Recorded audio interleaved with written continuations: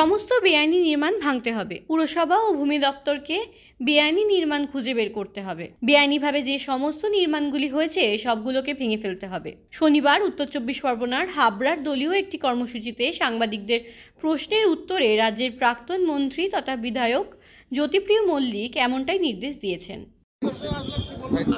Boosting pumping station পরিদর্শন করলাম, একটা দুটো আছে। আজকে যেহেতু তড়িঘড়ি আমাদের একটা ব্যাংকে ম্যানেজারদের সাথে মিটিং আছে, যার জন্য এই দুটো স্টেশন বুস্টিং পাম্পিং স্টেশন এই 7, 8 আর 15 ওয়ার্ডে মানুষ জলের তলায় চলে যেত। তাদের তখন জল নিষ্কাশন করেছিলাম, আপনারা দেখেছিলেন যে আমরা পাম্প বসিয়ে বসিয়ে জল বার করেছিলাম। তার পরবর্তীকালে মাননীয় মুখ্যমন্ত্রীর সাহায্যে 25 কোটি টাকা পাই।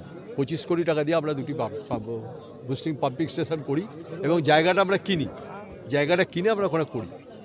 আজকে মানুষ খুব খুশি যে এবারে জল একটু জমেছিল, সেই জলটা বেরিয়ে গেছে। এটা হলো একটা দীর্ঘ পরিকল্পনা।